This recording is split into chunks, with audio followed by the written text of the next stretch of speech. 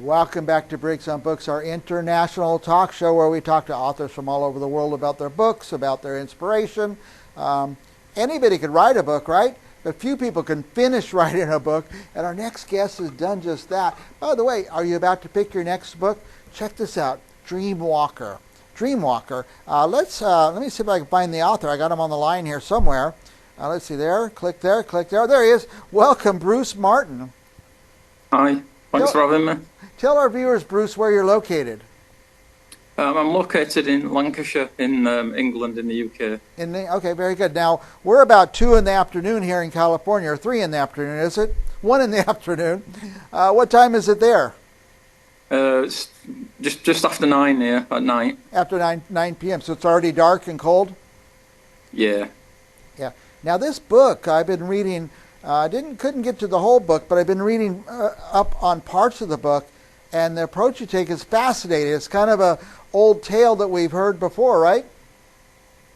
Yeah, it's kind of the dark underbelly of what went on with Alice in Wonderland. Alice in Wonderland, right? But kind of a different approach, a little darker, would you say? Yeah, a lot darker, a lot more monsters and sort of mayhem, as it were. Yeah. Now you're kind of talking about the book is set in, is it another realm? The Netherworld. Yeah. Now that fantasy authors, I'm not sure how you guys do that because so many things go on. I'm not sure how you track the continuity of those stories. You use any kind of spreadsheet or something to keep track? Yeah, I make quite a lot of notes as I'm going through just to keep track of what's going on. Mm-hmm. Because you want the consistency of the thing, but you're not talking about real things that happen in real life, especially. And I find that fascinating. Very creative, Bruce. I appreciate that. Now, Thank you. Yeah, what got me first was the cover. Tell us about how that came about. I definitely didn't want a cover that just blended in with all the other covers on the shelves. And I approached an artist from America called Holly Denham to do it for me. Yeah. And she just nailed it. She did a brilliant job. Now, I guess these are what the creatures we see on the cover are some of those that Alice might come in contact with? Yeah, they're definitely some that Alice comes into contact with. Yeah, because it's a really striking cover. It sucks me right in, so I got to figure out what that's all about. Now, you want to tell us a little bit about the story without spoiling it? Yeah, it's set around a young lady called Alison. She gets thrust into a world that she doesn't know through no fault of her own, and then has to weave her way through that world, meeting different people and mythical creatures and such like along the way, just to try and work out what's going on. And then as it progresses, she finds out that not only has she got to try and get out of that world, she's got to try and save it as well. Bruce, who's going to like to read this kind of book? Who likes this genre? Anybody really. It's mainly sort of a cross between fantasy and horror. Uh-huh. And it's a young adult book. It's the first in a series. But there's a lot of adults that have read it so far, and they've loved it as well. Yeah. So I think, I asked who would read this book, but this is one of the most popular genres out there right now. It's going to appeal to an awful lot of people. yeah, hopefully it is a popular genre. Yeah. Yeah. And when did you finish writing it? Probably about 18 months ago. Mm-hmm. Was it one of these COVID books that you wrote during COVID? No, it was after COVID. After COVID, yeah. It's the writing process is quite a lot longer than you realise. Yeah. Now, you wrote the book. It's a long write, like you said. You get to the end, and then what happened? You had to figure out how to get it published. Yeah, I just sent a lot of letters out to a lot of companies and hoped to get something picked up, and I did, luckily. Yeah, you did. So you found a publisher. They got it out there for you. Now, but before we go too far, where can we buy the book? It's available through most mainstream book retailers worldwide. Mm-hmm.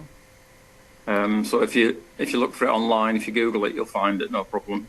Is it on Amazon UK and also Amazon in America? Yeah, it's on both. Yeah, great. From Barnes and Nobles in America as well. Oh yeah, Barnes and Noble. I always forget that, but I don't favor one over the other. But a lot of people really love Barnes and Noble. Now I have some friends, some younger friends, and they're, I don't want to call them kids, but young adults. They love this kind of genre, and I'm going to surprise them with this book over the holidays. And so Right. I want to give that hint to our viewers. This might be a pretty good book to surprise some people. So don't go to Amazon and click one time. Click 10 times, order some copies of this, and let's give it away to people and get it out there. And I know Bruce would appreciate that, but I think the readers would appreciate it too, Bruce. Yeah, definitely. Now, I could tell anybody who writes fantasy has an incredibly creative mind. What's your mind creating now? You're working on another book? I've already written book 2 for the series, Okay. and I'm also currently writing a paranormal love story. Mm-hmm. Yeah. So I'm always thinking about things and working on something. Great. Now, your first book took a long time to write, then a long time to get it published. You think your second book will go quicker? Yeah, I think once you're on a roll kind of thing, and once you've got your characters already sort of in place, it's a little bit easier as well. Yeah. The reason I always like to ask authors about their process. We have so many viewers who are writing their first book. In fact, there's millions of people around the world writing their first book, and so many of them just can't get to the end where they know they're done and they put the pencil down and go to the next step. So when somebody could do that, I'm always very envious that you're able to do that. Now that you know how to do it, I guess the next one will come a little bit easier. Yeah, it definitely will come easier. Yeah. What is your discipline? You get up every morning at 6 o'clock and start writing? I tend to write in evenings, to be honest. Yeah. Every evening I kind of set time aside to sit down and write. Do you assign yourself a number of hours or a number of pages or a number of words? No, I try not to pressure myself, to be honest. I just kind of go with the flow and just hope it works. It sounds like you really have fun with it, Bruce. I really enjoy writing. Okay. Yeah. Yeah. Now, by the way, I have your web address on the screen, brucemartin-author.co.uk. If we visit that site, what will we find there, Bruce? You'll find a very honest account of who I am and why I write. Can we order your books from the site? Unfortunately, not at the moment, no. Yeah, we know where to get them. Go to Amazon and get them. By the way, right before I came on the air, I thought I better find out more about Bruce Martin. I type it, and boom, it popped right up. It has nice information on you, ways to order the book and stuff. So it's pretty easy to get, so nobody should have trouble finding you, Bruce. We're already running out of time, but I just want to give you a minute. Is there any last thoughts you want our viewers to know about the book or about you or anything you want to talk about in the whole world? Just that it's my first book, and hopefully there's many more to come. I'm always going to be writing sort of fantasy, paranormal sort of stuff. Yeah. I just really enjoy it. Well, I think we're going to see a lot coming out of you, Bruce, and I just want to invite you back on the show anytime and talk about this book or any book or anything you'd like to talk about, because you're a fascinating guy. You've got a great mind. Anybody who can write fantasy like this is just amazing to me. Thank you. All right, Bruce. Say again, where are you, Lincoln?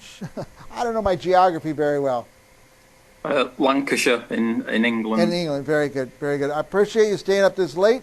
Not that late, but I appreciate you taking the time and calling all the way from England. And for our viewers, don't go anywhere, because we're going to be back with another author from another land right after this. Thank you, Bruce. Thank you.